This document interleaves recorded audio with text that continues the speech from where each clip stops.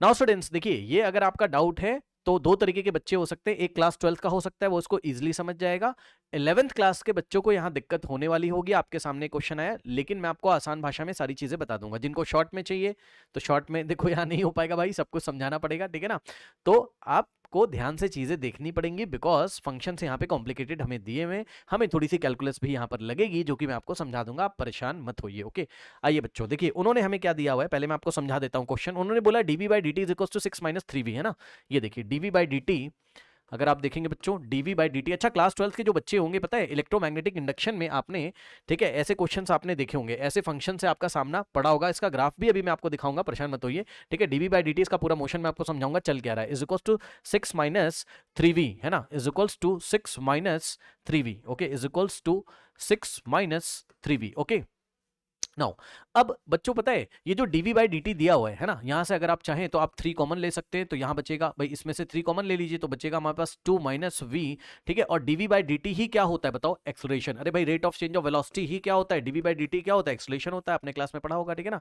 अब मैं आपको ये मीनिंग बता रहा हूं कि देखो, acceleration as a function of, सुनो इसको आप क्या पढ़ोगे, a की वैल्यू क्या आ रही है बताइए, 3 in the bracket 2 minus v, ऐसा कुछ दिया है। मतलब इसी बात को हम मैथ्स में या फिजिक्स में ऐसे बोलते हैं कि एक्सेलरेशन, ए का मतलब acceleration is the function of velocity है। Acceleration is the function of velocity. Sir इसका क्या मीनिंग है, इसका ये मीनिंग है, आप समझो जरा, इसका मीनिंग मैं आपको बता देता हूं। इसका मीनिंग ये है कि अगर आपने वेलोसिटी या स्पीड, आप इसको बोल दीजिए, v की वैल्यू अगर आपने 1 मीटर पर सेकंड पुट करी, तो आपको ये पता चल जाएगा, देखो a का वैल्यू आपको पता चलेगा कितना, 3 in the bracket 2 minus v की जगह अगर हमने 1 रखा तो यहां से आ जाएगा हमारे पास कितना, 3 इंटू 2 माइनस 1 1, तो आंसर आ जाएगा 3 मीटर पर सेकंड स्क्वायर। मतलब मैं ये कहना चाहता हूं कि acceleration as a function of velocity हमें दिया हुआ है, ठीक है ना। Acceleration as a function of velocity students अगर हमें दिया है, तो अगर हम इसमें, ये जो इक्वेशन हमें दी, अगर हम इसमें वेलोसिटी की वैल्यू रखते जाएंगे तो हमें एक्सेलरेशन मिलता चलेगा। मतलब जैसे मैंने एग्जांपल दिया क्या, कि v आपने 1 रखा, तो यानी कि जिस टाइम जिस भी पार्टिकल का मोशन ये बता रहा है, जिस टाइम वेलोसिटी आपकी 1 होगी ना, उस टाइम पार्टिकल का एक्सेलरेशन 3 मीटर पर सेकंड स्क्वायर रहा होगा, ये वो कहना चाहता है। और सुनो, और थोड़ा समझा देता हूं। मान लो मैंने यहाँ वेलोसिटी की वैल्यू कितनी रखी, मान लो मैंने v की वैल्यू रखी, मान लीजिए 2 मीटर पर सेकंड, तो हम ये बताना चाहते हैं इस इक्वेशन से, acceleration as a function of time, acceleration as a function of velocity हमें दिया है, तो हम यहां से ये पता कर पाएंगे, देखिए a is equals to 3 in the bracket 2 minus, और v की जगह आप क्या रखोगे 2, तो आंसर आ जाएगा 0, है ना, आंसर आ गया 0 मीटर पर सेकंड स्क्वायर। कहने का ये मतलब है कि जिस टाइम पार्टिकल की स्पीड 2 मीटर पर सेकंड रही होगी ना, उस टाइम पार्टिकल का एक्सेलरेशन 0 रहा होगा। ये इसका मीनिंग बस मैंने समझाया, इससे आपको कुछ लेना देना ज्यादा नहीं है, बट मीनिंग मैंने आपको समझाया। अच्छा, बहुत अच्छी बात।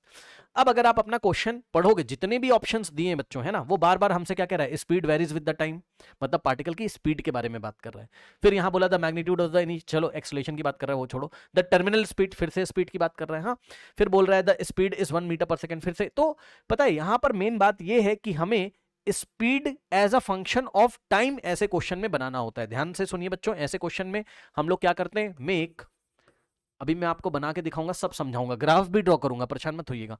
Make speed, make speed as as function of time, make speed as, या मेक स्पीड बोलो, वेलोसिटी बोलो, ठीक है भैया, मेक स्पीड या वेलोसिटी एज एज, हालांकि दोनों सेम नहीं होते भैया, उतना वो उसमें मैं नहीं जा रहा हूं, आप सुनो ध्यान से। Make velocity as a function of time, okay. No, मतलब सर, मतलब आप ऐसे क्वेश्चंस में क्या किया करें, वेलोसिटी को टाइम का फंक्शन बना लें, वेलोसिटी को टाइम का फंक्शन बना लें। मतलब हम कोई ऐसी इक्वेशन बनाएं कि वेलोसिटी टाइम पे डिपेंडेंट हो रही हो वहां पर, जो कि इन्होंने दिया भी हुआ है। ये देखिए, ये देखिए, यहाँ पे इन्होंने हमें दिया भी हुआ है, देखो v is equal to 2 in the bracket 1 minus e की बार, देखो t आ रहा है ना, टाइम की वैल्यू रखते जाओगे तो वेलोसिटी आपकी आती जाएगी, है ना। तो हम इस चीज को हम कैसे निकालते हैं, velocity as a function of time हम कैसे निकालते हैं, तो हम ऐसे निकालते हैं, ध्यान सुनिएगा, हम ऐसे निकालते हैं वेरिएबल सेपरेबल मेथड से। कैसे निकालते हो सर, वेरिएबल सेपरेबल मेथड से। देखो कैसे, इसको हम क्या बोलते हैं बेटा, इसको हम बोलते हैं कैलकुलस में वेरिएबल सेपरेबल सेपरेबल मेथड। अब देखो जरा क्या होता है, कुछ इसमें कोई ऐसा रॉकेट साइंस नहीं है, समझ में आ जाएगा, परेशान मत हो, आप बस ध्यान से देखिए। देखिए, अभी अभी आपको मैंने दिखाया कि dv बाई डी टी कितना आ रहा है हमारे पास, dv by D t is equal to 3 in the bracket 2 minus v है। अब हमें कुछ नहीं करना है, हमें क्या करना है, हमें क्या करना है, ध्यान समझिए, हमें क्रॉस मल्टीप्लीकेशन कराना होता है। जैसे मान लो अगर हमारे पास ऐसा होता है x upon y is equals to 3 in the bracket 2 minus v होता, तो भाई ये y को आप उधर भेज सकते हो ना क्रॉस मल्टीप्लीकेशन में, मतलब x कितना आ जाता 3 in the bracket 2 minus v into में y हो जाता, यही हो जाता कि नहीं बोलो, हो जाता ना। ठीक है, तो ये जो dt होता है ये भी एक छोटा सा टाइम इंटरवल है, इसको आप एज अ नंबर बिहेव करवाइए, उधर क्रॉस मल्टीप्लीकेशन करा दीजिए। जैसे y को उधर भेजा है ना, आप dt को उधर भेज दीजिए, है ना सर। कैसे? ऐसे देखिए, ऐसे क्या हम भेज सकते हैं? जी हाँ, वेरिएबल सेपरेबल मेथड में हम ऐसा कर सकते हैं। इसको इधर भेजिए 3 in the bracket 2 minus v और dt यहां पर आ गया भाई, मल्टीप्लाइड बाय dt हो गया। ठीक, ओके, अब मेरी बात को ध्यान से समझिएगा जरा।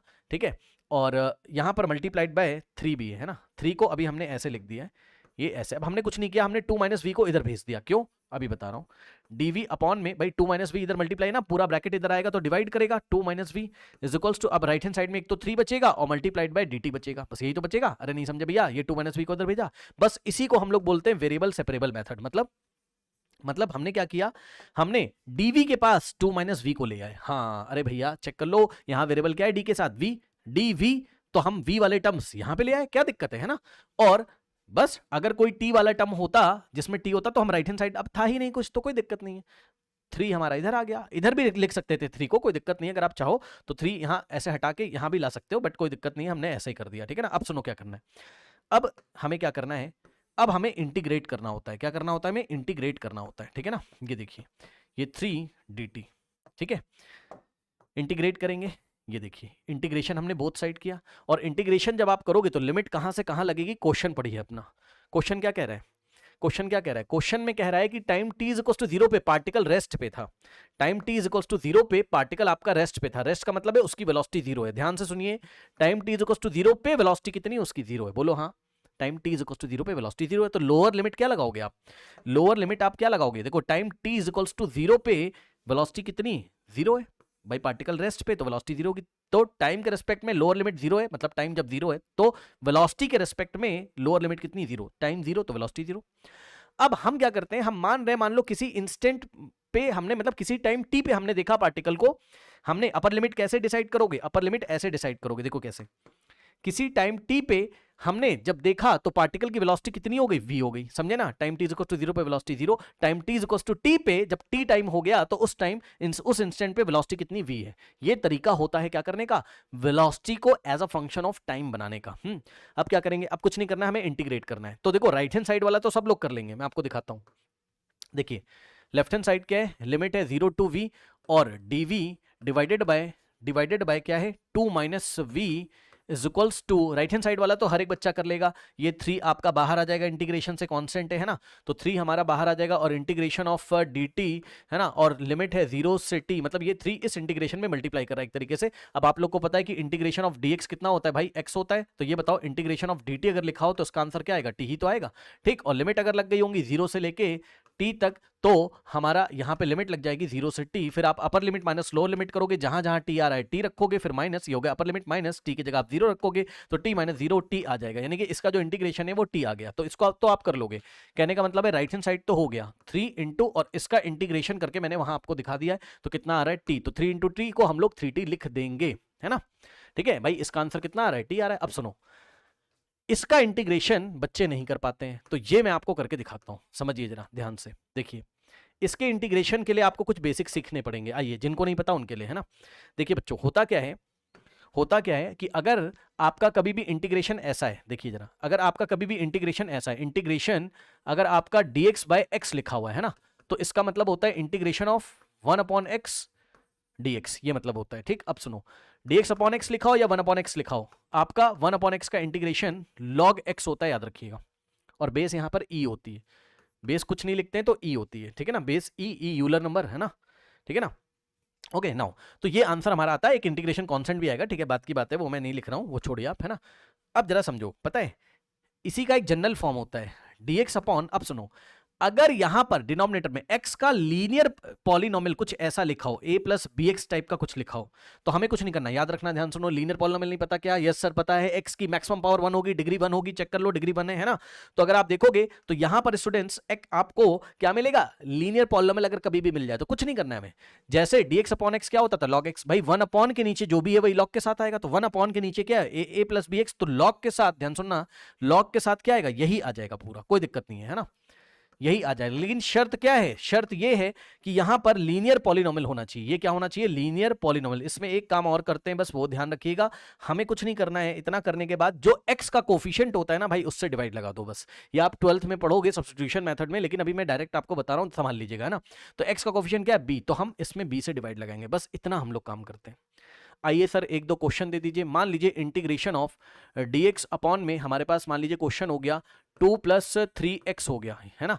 तो हमें कुछ नहीं करना है, हमें आंसर लिखना है log ऑफ 2 + 3x, और x का कोफिशिएंट 3 है तो हम लोग 3 से डिवाइड लगाएंगे। और मान लीजिए अगर क्वेश्चन ऐसा आ गया dx अपॉन, मान लीजिए हो गया हमारे पास क्वेश्चन 5 - 4x, ऐसा कुछ हो गया, तो ये भी तो x का लीनियर पॉलिनोमियल है, तो इसका आंसर आएगा तो इतना ही, log ऑफ, है ना, जो भी यहां लिखा है हम लिख देंगे, यानी कि 5 - 4x, और बस हमें कुछ नहीं करना है। x का जो कोफिशिएंट है क्या है? -4 है, ध्यान सुनो, 4 नहीं -4, x का कोफिशिएंट -4, साइन के साथ डिवाइड लगाएंगे, फिर अगले स्टेप में ये माइनस ऊपर आ जाता है, और log ऑफ ये log लिखा भाई है ना, संभाल लेना, ये कुछ इस तरीके से हो जाता है, ठीक है ना।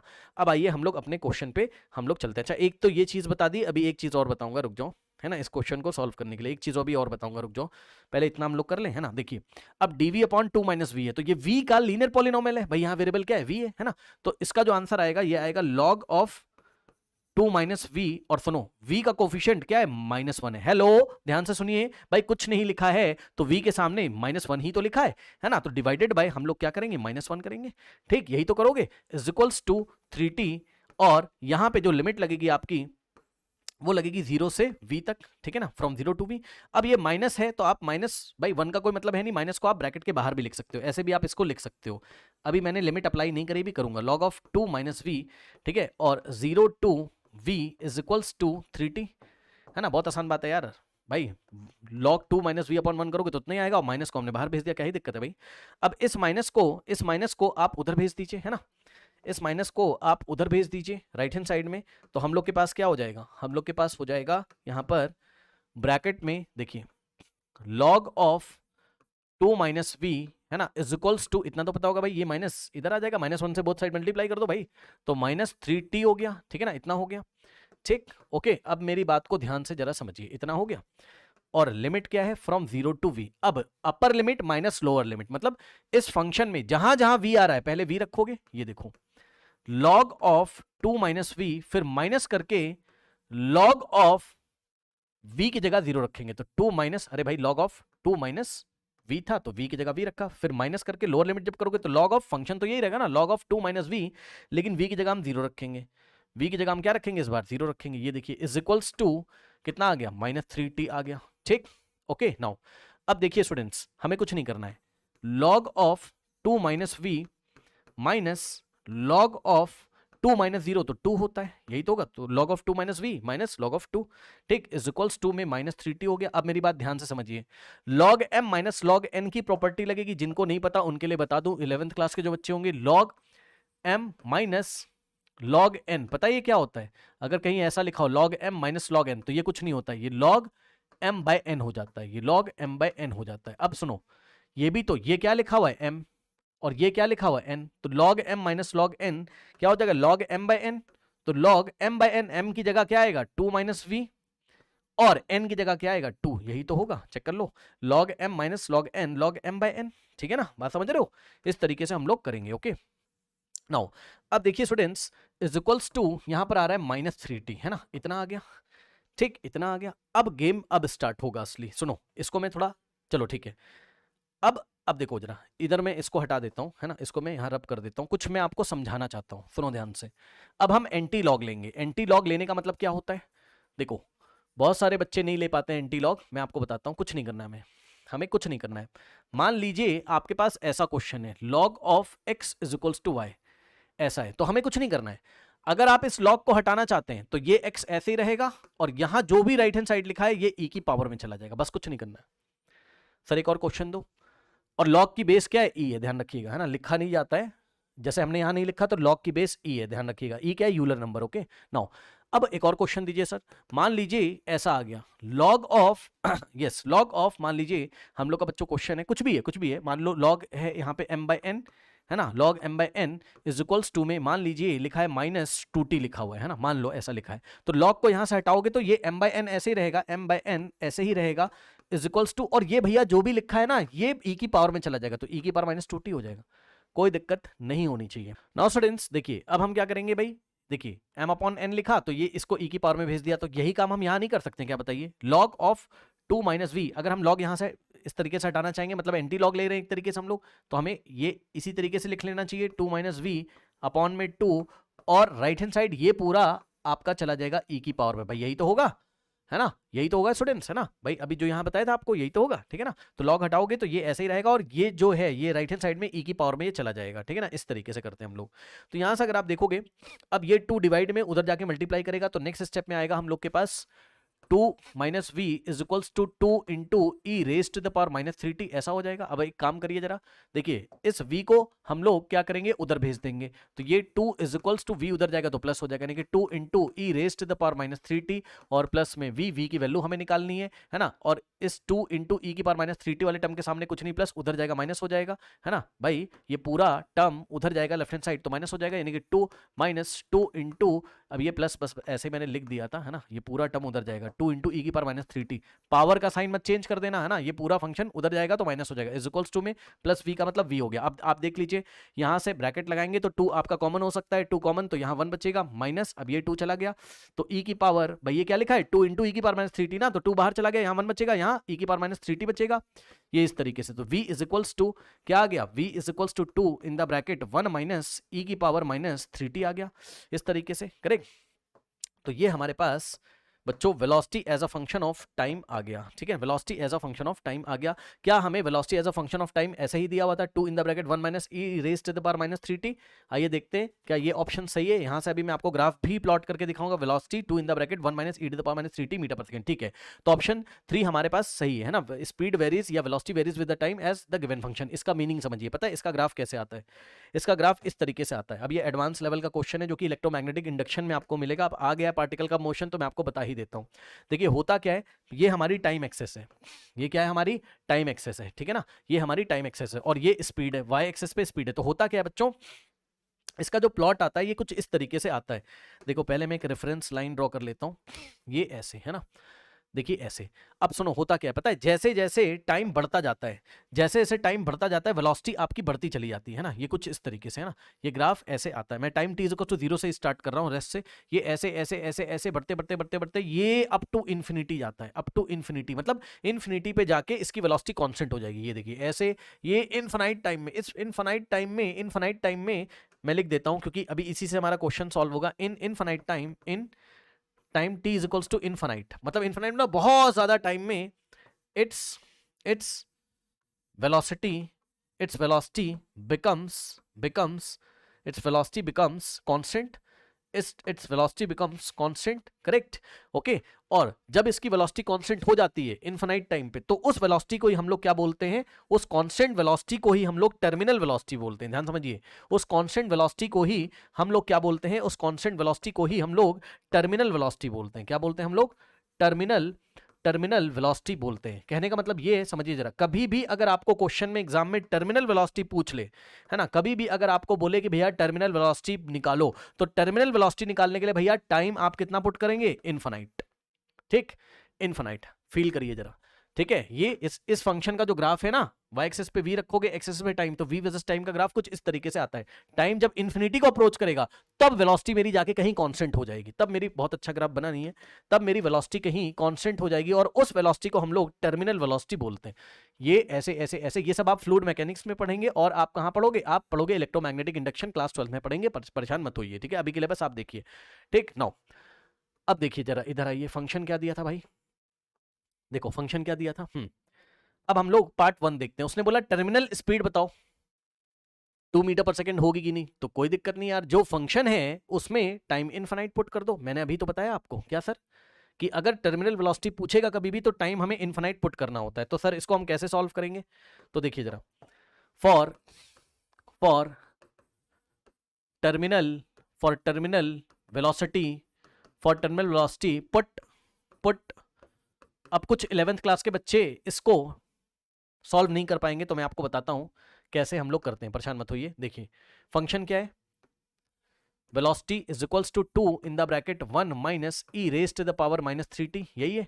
तो इसमें आप टाइम की जगह क्या रखेंगे? इसमें आप टाइम की जगह क्या रखेंगे? इन्फिनिटी रखेंगे, है ना, इन्फिनिटी रखेंगे। तो v is equals to 2 in the bracket 1 minus E की पावर माइनस 3 इंटू टी की जगह इन्फिनिटी। अब सुनो, अगर कोई नंबर इन्फिनिटी से मल्टीप्लाई हो रहा है ना, तो आंसर इन्फिनिटी ही आएगा। हालांकि बच्चे बोले सर नेगेटिव में आएगा, ठीक है भैया मान गए आपकी बात, ठीक है कि नेगेटिव में आएगा, बट आप देखिए जरा यहां से आंसर क्या होगा, 2 in the bracket 1 minus E की पावर, मान लो नेगेटिव इन्फिनिटी ही आ गया, है ना भाई। इन्फिनिटी का मतलब बहुत बड़ा नंबर कोई होगा, मान गए भाई, बहुत बड़ा टाइम होगा, उसमें -3 से मल्टीप्लाई करोगे तो नेगेटिव इन्फिनिटी आएगा, है ना, मतलब बहुत बड़ा नंबर आएगा बट नेगेटिव में आएगा, ठीक है भैया मान गए। ठीक, अब जरा ध्यान से समझिए, v is equals to 2 in the bracket minus E की पावर। अब जो बच्चे 11th क्लास के उनके लिए बता रहा हूं, वैसे तो 12th क्लास के बच्चों को पता है कि इसका आंसर कितना हो जाएगा, टेंस टू 0, है ना, लिमिट लगा के, बट आप परेशान मत होइए, मैं आपको बताता हूं इसको। अब आप ये बताओ, आपने छोटी क्लासेस में क्या पढ़ा, x की पावर -2 को आप 1 अपॉन में लिखोगे तो x की पावर +2 हो जाएगा ना, है ना। तो 11th क्लास के बच्चे देखें कि e की पावर माइनस इन्फिनिटी को अगर तुम लिखोगे तो 1 अपॉन e की पावर इन्फिनिटी हो जाएगा, ऐसे। अरे माइनस साइन हट गया यार, प्लस इन्फिनिटी हो गया, है ना। तो तुम इसको क्या लिखो, 1 अपॉन ई की पावर इन्फिनिटी लिख लो, ऐसे। अब सर इसकी वैल्यू कितनी होती है? लगभग 0 होती है। भाई ये बताओ जरा, ई की पावर में बहुत बड़ा नंबर है, इन्फिनिटी का मतलब है वेरी बिग नंबर, ई की पावर में क्या होता है, ये इन्फिनिटी का मतलब है very very big number, very very big number, है ना, बहुत बड़ा नंबर है। तो यार ई की पावर में अगर बहुत बड़ा नंबर है तो वैल्यू बहुत बड़ी होगी, पता है, बहुत बड़ी होगी, यस बहुत बड़ी होगी, ठीक है ना। जो थोड़ा बहुत मैथ्स पढ़ा होगा तो पता है, तो नहीं पता तो मैं आपको बता देता हूं कि ई की पावर इन्फिनिटी का मतलब होता है वेरी वेरी बिग नंबर। तो ये वेरी लार्ज आंसर आएगा, बहुत बड़ा, very very very very very very very large number, okay, बहुत बड़ा नंबर है ना। तो अब ये बताओ कि अगर 1 के नीचे बहुत बड़ा नंबर आ जाए, इतना बड़ा कि पूछो मत कितना बड़ा, है ना, तो भाई 1 को बहुत बड़े नंबर से अगर डिवाइड लगाओगे तो यार 0 ही तो आएगा। हाँ सर दिखा दो, देखो भैया इधर आओ। अगर मैं मान लो 1 को डिवाइड लगा रहा हूं, मैं जस्ट एग्जांपल दे रहा हूं, 1 को अगर मैं डिवाइड लगा रहा हूं 99999999999, तो ये अप्रोच करेगा 0 को, चेक करो, 1 डिवाइडेड बाय, है ना, 1 2 3 4 5, ये देखो इस तरीके से, देखो अप्रोच कर रहा है किसको, 0 को, है ना, ठीक है, 0 के आसपास आएगा आंसर। तो वही चीज तो है, वही चीज तो है, 1 अपॉन में इन्फिनिटी भैया ये हो जाएगा 0, याद रखना, ठीक। 1 अपॉन ई की पावर इन्फिनिटी मतलब 1 अपॉन बहुत बड़ा नंबर है, तो हमारा अप्रोच करेगा आंसर 0 को, ठीक है। तो इसका मतलब यहां से आ जाएगा क्या, v इज इक्वल्स टू, अब इसका नाम हो जाएगा vt, vt का मतलब, t का मतलब टर्मिनल वेलोसिटी, अब इसका नाम हो जाएगा टर्मिनल वेलोसिटी, है ना, क्योंकि हमने टाइम कितना पुट कर दिया, इन्फिनिटी। तो अब ये वेलोसिटी टर्मिनल वेलोसिटी बन जाएगी 2 इन द ब्रैकेट 1 माइनस, और ये पोर्शन तो 0 हो गया भाई, है ना, तो ये पोर्शन 0 हो गया, तो terminal velocity is equals to 1 minus 0 1, तो 2 इंटू 1 इज इक्वल्स टू 2 ही तो आएगा। तो टर्मिनल वेलोसिटी कितनी हो गई, 2 मीटर पर सेकंड, क्या यही बोला था उसने, तो ये ऑप्शन भी सही हो गया, ठीक है ना, ये ऑप्शन भी हमारे पास सही हो गया, चेक कर लीजिए भाई कहां गया, ये ऑप्शन भी सही हो गया, ठीक है। तो ऑप्शन फर्स्ट भी सही हो गया और अभी तक थर्ड भी सही हो गया, ठीक है ना। अब देखते हैं हमें सेकंड वाले में क्या बोला, the magnitude of the initial acceleration is 6 metre पर सेकंड स्क्वायर। हाँ अभी तो निकाल के दिखाया था, एक्सेलरेशन की इक्वेशन क्या दी हुई, यही तो एक्सेलरेशन है, अरे यही तो एक्सेलरेशन है, dv बाई dt ही तो एक्सेलरेशन है, चेक कर लीजिए 6 माइनस 3v। तो अगर हम इसमें क्या पुट करें, अगर हम इसमें पुट करें कितना, v इज इक्वल टू 0 अगर हम लोग पुट कर दें, सर क्यों, क्योंकि उसने हमसे क्या बोला है, magnitude of the initial acceleration is, initial acceleration का मतलब क्या है, स्टार्टिंग में, initially time t is equal to 0 था और वेलोसिटी भी कितनी थी, 0 थी। हाँ अरे भैया क्वेश्चन में दिया है, इनिशियली रेस्ट पे था, तो initially time t is equal to 0 था, और वेलोसिटी भी कितनी 0 है, तो पुट करो। तो इनिशियली अगर आप देखेंगे तो v इज इक्वल टू 0 अगर आप पुट करेंगे तो एक्सेलरेशन कितना आएगा, 6 माइनस 3 इंटू वी की जगह 0, तो यहां से आ जाएगा 6 माइनस 3 इंटू 0, 6 माइनस 0, तो आंसर आएगा एक्सेलरेशन 6 मीटर पर सेकंड स्क्वायर। तो इतना एक्सेलरेशन इनिशियली था, ठीक, यानी कि ये ऑप्शन भी सही हो गया हमारे पास, ठीक है। अब फोर्थ ऑप्शन को दो तरीके से किया जा सकता है, कैसे, फोर्थ का मैं आपको बताता हूं, इसके दो तरीके, मेथड 1 मेथड 2 दोनों में आपको डिस्कस कर ले रहा हूं। देखिए सबसे पहले मेथड 1 देखिए, सबसे पहले मेथड 1 अगर आप देखेंगे तो उसने बोला स्पीड इज 1 मीटर पर second when the acceleration is half of the initial value. सुनो ध्यान से, इनिशियल हाफ, देखो द स्पीड इज 1 मीटर पर सेकेंड, यानी कि v की वैल्यू 1 मीटर पर सेकेंड रखना चाहता है, ठीक। When the acceleration is half of the initial, मतलब वो ये कहना चाहता है कि जब स्पीड कितनी 1 है तो एक्सेलेरेशन कितना आना चाहिए, इनिशियल का हाफ आना चाहिए। और इनिशियल एक्सेलेरेशन कितना था, 6 था भाई। इनिशियल एक्सेलेरेशन कितना था, 6 था। ए इनिशियल का मतलब है एक्सेलेरेशन इनिशियल कितना था हमारे पास, 6 था। तो यार 6 का हाफ करो कितना होता है, 3। यानी कि इस कंडीशन में वो ये कह रहा है कि अगर वो हमसे ये पूछना चाहता है कि ये बताओ कि अगर स्पीड हमारी 1 है तो क्या एक्सेलेरेशन इनिशियल का हाफ यानी कि 6 का हाफ क्या 3 मीटर पर सेकंड स्क्वायर है, ये हमें चेक करके बताना है, ये हमें चेक करके बताना है। तो आओ भाई चेक कर लेते हैं। हमने क्या किया, हमने एक्सेलेरेशन की इक्वेशन ली, ए इज इक्वल टू क्या था हमारे पास, 6 माइनस 3v, और इसमें हम लोग ने क्या किया 6 माइनस 3, और v की वैल्यू हम क्या रख रहे हैं, सुन लो ध्यान से, v की वैल्यू हम 1 मीटर पर सेकंड है, क्योंकि उसने ही बोला है कि 1 मीटर पर सेकंड पे एक्सेलेरेशन 3 है कि नहीं ये बताओ।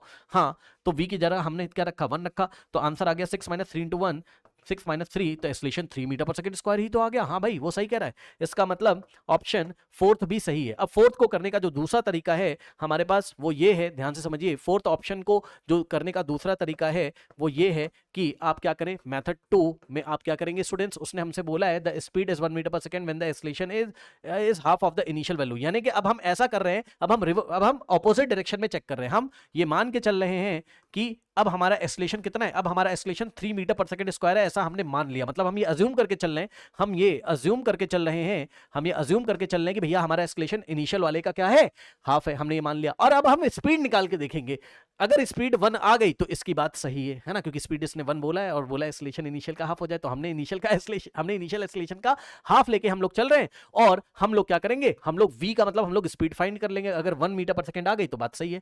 इसके लिए इक्वेशन यही यूज करोगे आप, एक्सेलेरेशन की इक्वेशन ही यूज करोगे, a as a function of v जो हमें दिया है 6 माइनस 3v, और एक्सेलेरेशन की वैल्यू इस बार कितना, a की जगह कितना पुट करोगे, 3 पुट कर दोगे और यहां से आप v निकाल लीजिए, ठीक है ना। तो अगर आप चेक करोगे 3v इधर आ जाएगा और 6 माइनस ये वाला 3 उधर जाएगा, तो यहां से 3v इज इक्वल टू 3 आ जाएगा। तो दिस इंप्लाइज कि v कितना आ जाएगा भाई, 3/3, तो v की वैल्यू 1 ही तो आ रही है, यानी कि वो बिल्कुल सही बोल रहा है। तो ये करने का आपका दूसरा तरीका था। तो ऑप्शन 4 भी सही है ना, सारे सही हैं। तो आप ऑप्शन डी पे टिक लगाएंगे, all the options are correct answer, all the options are correct. वैसे इसमें बताने के लिए और कुछ भी, बट वो हम बात करेंगे इलेक्ट्रोमैग्नेटिक इंडक्शन क्लास 12 में कि ये टर्मिनल वेलोसिटी कैसे अचीव होती है, कब होता है, रॉड को हम चलाएंगे वहां पर, ठीक है ना। ओके।